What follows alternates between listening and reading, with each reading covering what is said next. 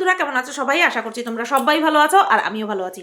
শুধুবা গান দিয়ে শুরু করলে না, শুধুবা গান গাইলে না, ফাঁকি দিলে কিন্তু বিশ্বাস করো গান, সুন্দর সুন্দর গান মন থেকে তোমাদেরকে ডেডিকেট করার পর, টপিক রিলেটেড না হলেও আমি গান করি। তারপরে যখন ওই আপলোড করার পরে, প্রসেসিং কমপ্লিট হওয়ার পরে, তারপরে যখন ওই কপিরাইটটা দিয়ে দেয় না, তখন সত্যি বলছি মানে বেকার লাগে। সমস্ত ভিডিওটার থেকে যেন আমার মনটাই উঠে যায়। জানি না কেন কপিরাইট দিয়ে দেয়। ওই যে বললাম যে লিরিক্সে থাকে, তার মধ্যে আমি এতই সুরেলা কণ্ঠী, মনে করে যেন আমি সদ্য মানে একেবারে খোদ সেই গায়ককে বা গায়িকাকে তুলে নিয়ে তারপরে গানটা করছি। মানে কি বলবো, প্রচণ্ড বিরক্ত লাগে, তার জন্যই কথাগুলো বলছি, ঠিক আছে? তো যাই হোক, এই যে তোমরা বলো যে গান দিয়ে শুরু করলে না কেন, এই কারণের জন্য গান দিতে ইচ্ছা করে না, তোমরা কিছু মনে করো না, ঠিক আছে? তো চলো শুরু করি ভিডিওটা। এই ভিডিওর টপিক হচ্ছে দুজন। একজন হচ্ছে অবশ্যই করে মারু, আর দ্বিতীয় কে সেটা নিশ্চয়ই তোমরা টাইটেল থাম্বনেল দেখে এতক্ষণে বুঝতে পেরে গেছো। তো চলো প্রথমে মারুকে নিয়ে বলি। মারুকে নিয়ে আমি গতকালকে একটা ভিডিও করেছিলাম, যেটা কিনা 3টে ভিডিও নিয়ে ও টোটাল ভিডিও করেছি। তো সেখানে আমি বলেছিলাম যে আমার মনে হয় না ও প্রেগনেন্ট, আবার মেবি হতেও পারে। তারপরে বলেছিলাম যে ওর শারীরিক অসুস্থতার কারণেই হয়তো ও এরকম ঝিমিয়ে পড়েছে, মানে পিসিওডি যে ওর আছে সেই কারণের জন্যই হয়তো ওর শারীরিক অসুস্থতা হচ্ছে। কিন্তু আমি প্রচুর পরিমাণে দেখলাম যে আমার কমেন্ট বক্সে এই কমেন্টটা এসেছে। 1 নম্বর কমেন্ট তো এসেছে, আমি যে বলেছি যে এইভাবে নিজের মাথার উপরে ছাদ নেই, প্লাস যেখানে ছাদ রয়েছে মানে ওর শ্বশুরবাড়ি রয়েছে সেখানে ও কমফোর্টেবল নয়, এরকম একটা পরিস্থিতিতে ভাড়া বাড়িতে থেকে এত অল্প বয়স দুজনারই সেখানটায় এত তাড়াতাড়ি 7 তাড়াতাড়ি করে প্রেগনেন্সি প্ল্যান করা, এটা আমার মনে হয় মানে কি বলবো, একটু তাড়াতাড়ি একটু বাড়াবাড়ি হয়ে যাচ্ছে। কিন্তু সাথে কিন্তু আমি এটাও বলেছিলাম যে যার যখন পৃথিবীতে আসার সে কিন্তু আসবেই। ভাড়া বাড়ি, নিজের বাড়ি, অট্টালিকা, গাছতলা, ফুটপাত সেই সমস্ত কিচ্ছু দেখবে না। যার যখন পৃথিবীর আলো দেখার সে তখন আসবেই পৃথিবীতে, এটা আমরা সবাই জানি। আর মানিও যে জন্ম মৃত্যু বিয়ে 3 বিধাতা নিয়ে, এই 3টে জিনিস আমাদের ইচ্ছায় অনিচ্ছায় কোনো ধার ধারে না। যখন যেভাবে হওয়ার তখন সেভাবেই হবে। অনেকে দেখলাম লিখেছো যে আমার প্রথম বাচ্চা ভাড়া বাড়িতে হয়েছে, বা অনেকে লিখেছো আমার বাচ্চা হওয়ার সময় কেউ ছিল না, আমি একাই মানুষ করেছি। দেখো, আমি এই একটা কথাই বলবো যে যখন যার আসার তখন সে আসবেই, কিন্তু আমরা আগের থেকে কিছু তো একটা প্ল্যানিং করি। এই যে যেমন দেখো, রিয়াঙ্কার কথা ভাবো, রিয়াঙ্কা কিন্তু ভাড়া বাড়িতে অনেক দিন ছিল, ঠিক আছে? আমি যতটুকু জানি, এবার আমি ভুলও জানতে পারি, ভাড়া বাড়িতে অনেক দিন ছিল, তখন কিন্তু ওরা বেবি প্ল্যান করেনি, নিজস্ব একটা বাড়ি বানালো, খুব সুন্দর পোক্ত করে একটা বাড়ি বানালো, তারপরেই কিন্তু গিয়ে ওরা বেবি প্ল্যান করলো। তো এই যে একটা শক্তপোক্ত প্ল্যানিং, ঠিক আছে, নিজেদের দিকে তাকিয়ে, নিজেদের ভবিষ্যৎ প্রজন্মের দিকে তাকিয়ে, আমি জাস্ট এই কথা বলেছি। আর কিন্তু আমার ওই গতকালকে যে মারুকে নিয়ে, মারু প্রেগনেন্সি নিয়ে যে কথাগুলো বলেছি, এর পেছনে কিন্তু আর কোনো কারণ ছিল না। ওর কমেন্ট বক্সেই কিন্তু এরকম এসেছিল যে তুমি কি দেখে পালালে, তুমি ছেলেটার মধ্যে কি দেখে পালালে? হতো ছেলেটা ভালো একটা চাকরি বাকরি করে বা একটা নিজস্ব কিছু করে, যেখান থেকে আয় করে কমসে কম একটা সংসার চালাতে পারবে, সেই দেখেও যদি তুমি পালাতে তাহলেও মানা যেত। কি দেখে পালালে? তো এই কথাগুলো কিন্তু ওর কমেন্ট বক্সে ওর দর্শকরাই করে। ওকে দেখে মানে ওর দর্শকরাই কিন্তু করে। এই কমেন্টের মধ্যে কিন্তু কোনো নেগেটিভ কোনো কিছু নেই। আজকে যদি ধরো হঠাৎ করে যদি ইউটিউব বন্ধ হয়ে যায়, মানে তুমি কমফোর্টেবল হও বা না হও, বাবা গো মাগো করে কিন্তু মারুকে কোথায় গিয়ে উঠতে হবে? শ্বশুর বাড়িতে গিয়েই উঠতে হবে। বোঝাতে পারলাম আমি কেন বলেছি কথাগুলো গতকালকের ভিডিওতে? আশা করছি বোঝাতে পেরেছি। আজকে হঠাৎ করে যদি ইউটিউবে এরকম হয়ে যায় যে ইনকাম বন্ধ, তুমি ভিডিও করো, তোমার ইনকাম আসবে না, যেরকমটা কিনা ফেসবুকে নাকি হয়েছে, ফেসবুক থেকে নাকি এখন ডলার দেয়ই না, এরকমটা যদি বলতে নেই, আমি নিজে খোদ ইউটিউবে রয়েছি, কথার কথা বলছি, যদি ইউটিউবে এরকমটা হয়ে যায়, তখন মারু চাক আর না চাক ওকে কিন্তু শ্বশুরবাড়িতে গিয়ে উঠতে হবে, ঠিক আছে? ওই কাঠের উনুন ঠেলে তারপরে খেতে হবে। 2 পিস 3 পিস করে মাছও সে খেতে পারবে না। এই কারণের জন্যই কিন্তু আমি বলেছি, 7-5 ভেবে নিয়েই কিন্তু আমি কথাগুলো বলেছি, ঠিক আছে?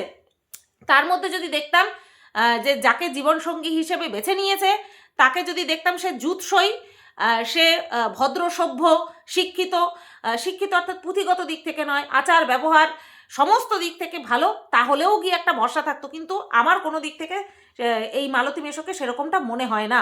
সেই কারণের জন্যই আর কি বললাম।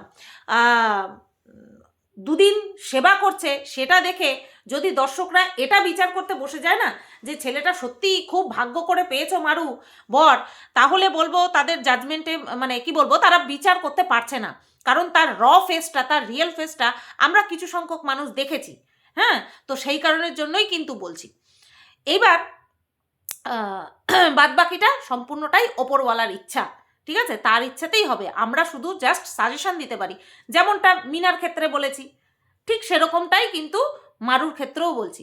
মিনাকে নিয়ে যখন বলেছিলাম তখন আমাকে অনেকেই অনেক কিছু বলেছিল, কিন্তু এখন আমার বলা কথাগুলো অক্ষরে অক্ষরে মিলে যাচ্ছে। মারুর ক্ষেত্রেও কিন্তু মারুর ভালো চেয়েই কিন্তু কথাগুলো বলছি। এইবার গতকালকে আর গত পরশু দিন মারু কোনো ভিডিও দেয়নি।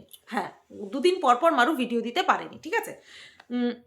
তো এই ভিডিও না দেওয়ার পরে গতকালকে মারু একটা কমিউনিটি পোস্ট দিয়েছে, যেখানটায় ও লিখেছে যে ওর শরীর খুবই অসুস্থ, ভিডিও দিতে পারছে না, গতকালকেও দিতে পারেনি, আজকেও দিতে পারলাম না, মানে গতকালকে লিখেছে আর কি। বেঁচে থাকলে আবারও ফিরে আসবো, নতুন ভিডিও দেব। তা এই কথাটা শুধুমাত্র দর্শকদের বলে ওটাকে কি অ্যাটেনশন অ্যাট্রাক্ট করার জন্য, নাকি সত্যি সত্যি এরকম শারীরিক কোনো বাড়াবাড়ি হয়েছে, সেটা কিন্তু যথেষ্ট মানে কি বলবো, অ্যাজ এ মানুষ হিসেবে কিন্তু যথেষ্ট চিন্তা হয়েছে আমার, এটা মিথ্যা কথা বলবো না, চিন্তা হয়েছে। বাট নিজেকে কন্ট্রোল করেছি যে দুদিন পরে হোক ঠিক ভিডিও নিয়ে আসবে। ঠাকুরের কাছে প্রার্থনা করি যাতে সুস্থ থাকে, যাতে সুস্থ হয়ে যায়। হ্যাঁ, চিন্তা অবশ্যই হয়েছে। এবার বলি, এই যে শারীরিক অসুস্থতা, প্রচণ্ড অসুস্থতা, এই অসুস্থতাটা নাকি বাচ্চা ওর গর্ভে রয়েছে, মানে ও প্রেগনেন্ট হয়েছে, সেই কারণের জন্যই কিছু মানুষ ড্যাম শিওর হয়ে বলছে। দেখো, পার্সোনাল অভিজ্ঞতা নেই, সেটা তোমরা সবাই জানো। কিছু কিছু মানুষকে চোখের সামনে দেখেছি, কারণ সবাইকে তো আর আমি প্রেগনেন্ট হতে দেখিনি, তাই না? মানে প্রেগনেন্সি অবস্থার জার্নিটা সম্পূর্ণ দেখিনি, কিছু কিছু মানুষকে দেখেছি। ম্যাক্সিমামটা আমি মানে ফোনে বলো, যখন আমি নিজেকে নিয়ে ঘাঁটতাম আর কি, তখন নিজের জন্য ঘাঁটতাম, বা টিভিতে বলো, দেখেছি এরকম ফার্স্ট ট্রিমস্টার, অর্থাৎ প্রেগনেন্সিতে 3টে ট্রিমস্টার থাকে, তো 3 মাস করে। তো প্রথম 3 মাস খুব কষ্ট হয় মায়েদের, তো সেই কষ্টটাই হয়তো মারুর হচ্ছে, হয়তো বমি টমি হচ্ছে, প্রচণ্ড উইকনেস হচ্ছে, প্রচণ্ড গ্যাসের সমস্যা হচ্ছে। আমি দেখেছি এরকম হতে আশেপাশে, বা টিভিতে যাই বলো না কেন, এক একজনের এক এক রকম সিমটম হয়। কেউ বুঝতেই পারে না যে সে প্রেগনেন্ট, আবার কেউ এত বোঝে যে আশেপাশের মানুষও বুঝে যায় যে হ্যাঁ এবার এর হবে। তো এই অসুস্থতাই যেন হয়, মানে প্রেগনেন্সি জনিত অসুস্থতাই যেন হয়, আবার সেই অসুস্থতা যেন আবার বাড়াবাড়ি না হয়, এই প্রার্থনাই করি। বাদবাকিটা ভগবানের ইচ্ছে, বাদবাকিটা ওরা জানে। অবশ্যই যদি প্রেগনেন্ট হয়ে গিয়ে থাকে, অ্যাডভান্স কংগ্রাচুলেশন। বললাম তো, সম্পূর্ণ মাতৃত্বের জার্নি ওর সুখকর হোক, কোনো যেন কষ্ট না হয়, কোনো যেন অসুবিধায় পড়তে না হয়, সমস্ত দিক থেকে যেন কোনো রকম কোনো অসুবিধায় পড়তে না হয়, এই কামনাই করি, এই প্রার্থনাই করি, ঠিক আছে? এই তো গেল মারুকে নিয়ে টপিক। মারুকে নিয়ে কন্ট্রোভার্সিয়াল টপিক পেলে তবেই আমি ভিডিও করি। মারুর জাতশত্রু কোনো দিনই ছিলাম না, আর মারুর ক্ষতি কোনো দিনই চাইবো না। তবে মালতী মেশোকে আমার পছন্দ নয়। ওর রিয়েল ক্যারেক্টার দেখার পরে ওকে চরম ঘৃণা করি আমি, চরম থেকে চরম ঘৃণা করি ওকে আমি। ওর মতো নোংরা ছেলে খুব কম হয় আমার চোখে, এটা পরিষ্কার কথা, আমার চোখে এটাই। তো গেল মারুর টপিক গেল। এইবার নেক্সট আমি যাকে নিয়ে কথা বলবো সেটা হচ্ছে নান আদার দেন পৃথ্বী মণ্ডল আর রন। ইউটিউবে এই বেঙ্গলি কমিউনিটিতে এই দুটো নাম খুব ফেমাস, ঠিক আছে? এবার এই দুটো ক্যারেক্টার বর্তমানে পুনরায় আবার ট্রেন্ড করছে। কি বিষয় নিয়ে? না ব্রেকআপ, একে অপরকে কাদা ছোড়াছড়ি, এই সমস্ত বিষয় নিয়ে ট্রেন্ডিংয়ে রয়েছে। সে কি বলো তুমি ইউটিউবে, কি বলো ফেসবুকে, কি বলো ইনস্টাতে, না চাইলেও কোনো সময় দেখি না ইনস্টাগ্রামে, অথচ রনের ভিডিও চলে আসছে। হ্যাঁ, কোথায় গেছে সেখানটায় ফুঁকছে, মানে স্মোক করছে, আর সিনেমাটিক ভিডিও শ্যুট করছে, আর যার সঙ্গে এতদিন আর কি সংসার খেলা করলো তাকে বদনাম করছে। বদনাম মানে বদনাম, একটু আধটু বদনাম, চরম পর্যায়ে গিয়ে বদনাম। সেই রকম বদনাম আমার চোখে অন্তত পড়েনি যে পৃথি রনের নামে করছে। আমার চোখে এখনো পর্যন্ত এরকম ভিডিও আসেনি। মাঝে বেশ কিছুদিন আগে ওদের মধ্যে একটা ভাঙন হয়েছিল এবং সেই ভাঙনটা প্রচণ্ড তাণ্ডব করেছিল এই ইউটিউবে। তার মধ্যে রনের দিদির বটি নিয়ে দৌড়াদৌড়ি, ভাইকে কামড়ে দেওয়া, আঁচড়ে দেওয়া, তারপরে রনের জামাইবাবুর ঘুষ দিয়ে চাকরি পাওয়া, এই সমস্ত তথ্য কিন্তু উঠে এসেছিল।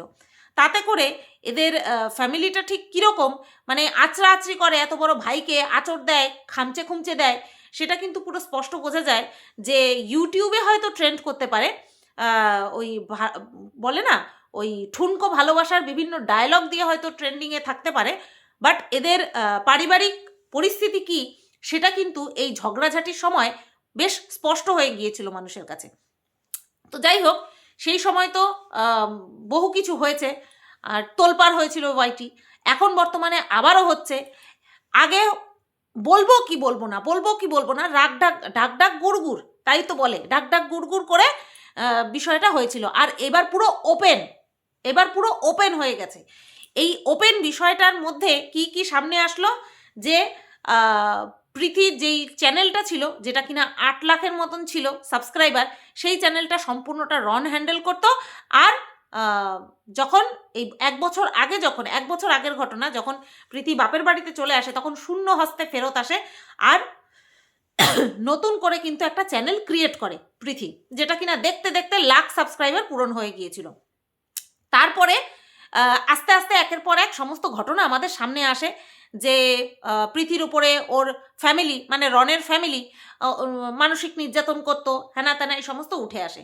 তারপরে যাই হোক, দিদিকে মাঝখানে রেখে আবারও এদের মধ্যে মিল হলো। এর মধ্যে বিভিন্ন ভয়েস রেকর্ডিং ফাঁস হলো, যেখানে কিনা পৃথি কথা বলছে, রন কথা বলছে, রনের বাবা কথা বলছে, সমস্ত কিছু আমাদের সামনে আসলো। সেখান থেকে আমরা কি জানতে পারি যে পৃথি এখন চায় নিজের ব্যাংক ব্যালেন্স বানাতে, নিজের বাবা মাকে সাহায্য করতে, নিজের বাবা মাকে একটা ঘর বাড়ি তৈরি করে দিতে, আর নিজে স্বাবলম্বী হতে চায়। বেশ ভালো কথা। তারপরে দেখলাম আবার গলায় পিরিত। সবাই বলল এটা আমাদের পার্সোনাল ব্যাপার, আমরা সেরকমভাবে কিছু বলছি না, তোমরা কেন বলছো, নানান রকম কথা। আর এখন এসে এই বিষয়টা পুরোপুরি একেবারে সবার সামনে চলে এসেছে, আর এমনভাবে এসেছে যে দুর্গন্ধ বেরোচ্ছে।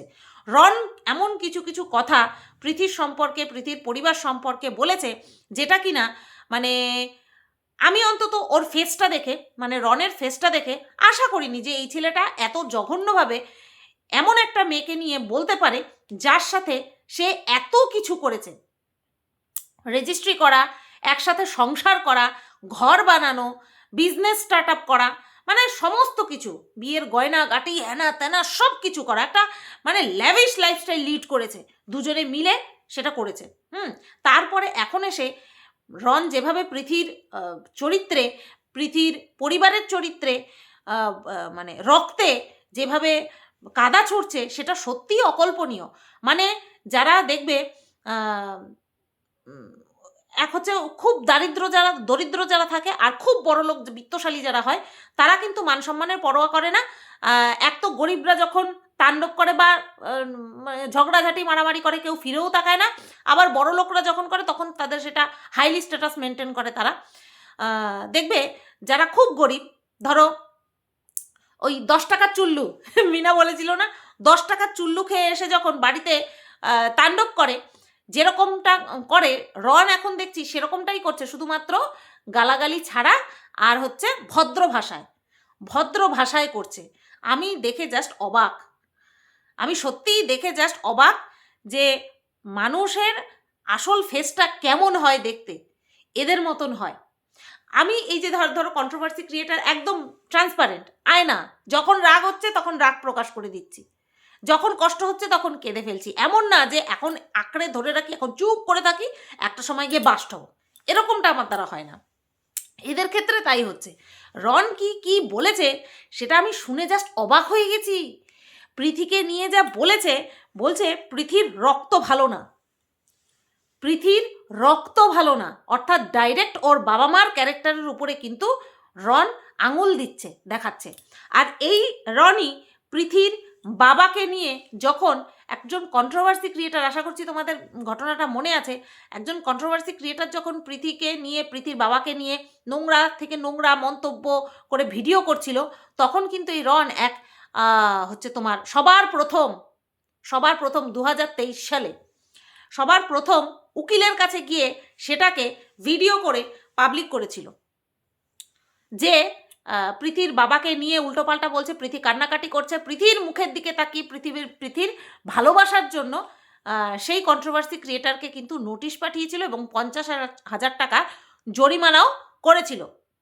যদিও বা পরবর্তীতে সেটা মানে আন্ডারস্ট্যান্ডিংয়ে হয়ে যায়, মিটে যায়, কিন্তু এটা কিন্তু করেছিল।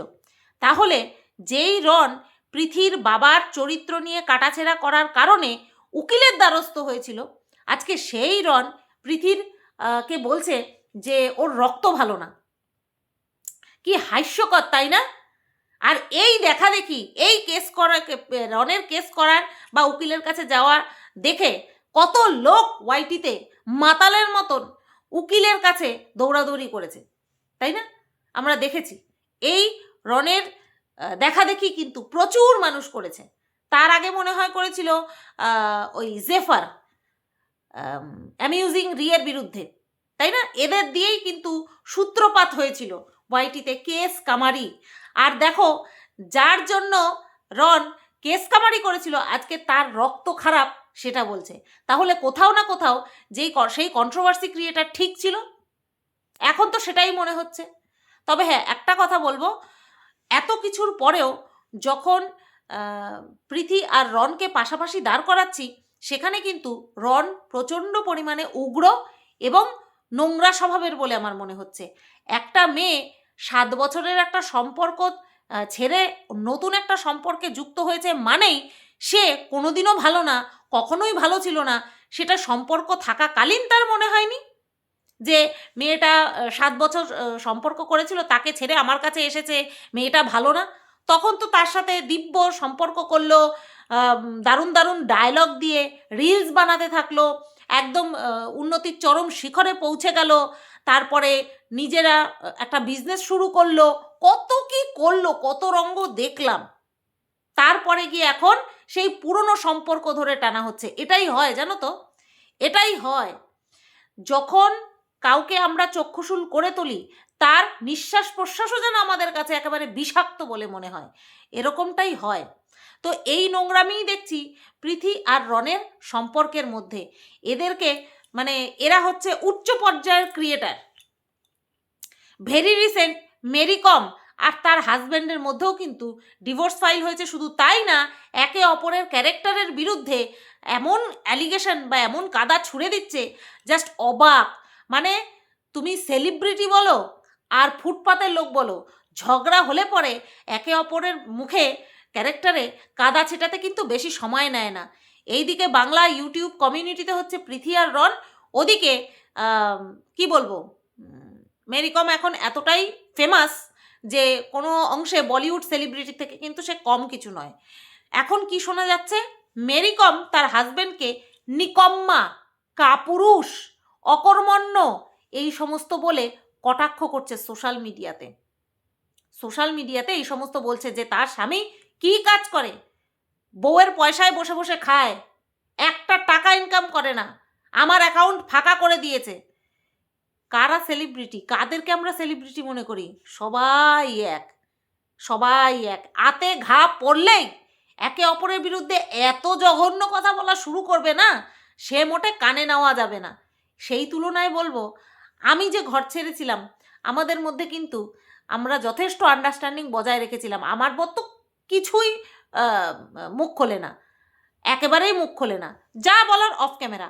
আমি তো তাও বলেছিলাম, কারণ আমার বলার পেছনে কারণ ছিল যে আমি যেহেতু বাড়ি ছাড়বো, তার জন্য আমি ছোট একটা কারণ বলেছিলাম, আমি সামান্য একটুখানি বলেছিলাম। তো এদের তুলনায় তো আমি যথেষ্ট ভালো, যথেষ্ট, তাই না? কারণ আমাদের মধ্যে কি যে আমরা ছাড়তে পারবো না, আমরা একে অপরকে ছাড়তে পারবো না, যাই হয়ে যাক, ছোট কারণ হোক বড় কারণ হোক, আমরা একে অপরকে ছেড়ে থাকতে পারবো না। কিন্তু এদের মধ্যে সেটা নয়, এরা কিন্তু আন্ডারস্ট্যান্ডিংয়ে যাবেই না, বুঝতে পেরেছ? তো যাই হোক, রন এখন প্রচুর অ্যালিগেশন লাগাচ্ছে প্রীতির ওপরে। তো দেখা যাক প্রীতি কবে মুখ খোলে, কারণ রন যেভাবে সিগারেট ফুঁকতে ফুঁকতে যেভাবে কথাগুলো বলছে তাতেই করে ওর ক্যারেক্টার কোনো দিক থেকেই আমার সুবিধার বলে মনে হচ্ছে না, মানে ছেলেটার ক্যারেক্টার কোনো দিক থেকেই সুবিধার বলে মনে হচ্ছে না। অনেকে বলছে এটা প্রীতির সেই আগের ছেলেটাকে কষ্ট দেওয়ার অভিশাপ। এরকম অভিশাপ যদি মানুষের ঘুরাতে শুরু করে, ভাবো এক একজনের জীবনে কতবার বিপর্যয় নেমে আসবে, তাই না? তো যাই হোক, নতুন নতুন টপিক নিয়ে কাজ করতে চাচ্ছি, আশা করছি তোমরা সাপোর্ট করবে, তোমাদের ভালোবাসা একইভাবে বজায় রাখবে তোমরা, নতুনভাবে এন্টারটেন করার চেষ্টা করব, ঠিক আছে? এই ভিডিওটা এই পর্যন্তই রাখলাম। সবাই তোমরা ভালো থেকো, সুস্থ থেকো। আর হ্যাঁ, আবারও একবার বলছি, মারুর ফুল প্রেগনেন্সি জার্নি খুব ভালো কাটুক, সুস্থ স্বাভাবিকভাবে একটা সন্তানের সুস্থ স্বাভাবিক সন্তানের জন্ম দিক, এটাই কাম্য। আর সাথে সাথে ভগবান যেন ওর পাশে থাকে, কারণ ওই মালতী মেশর আমি গ্যারান্টি দিতে পারছি না। চলো, সব মোহ কেটে গেলে বুঝতে পারবে, সবাই সব কিছু বুঝতে পারবে। চলো, টাটা।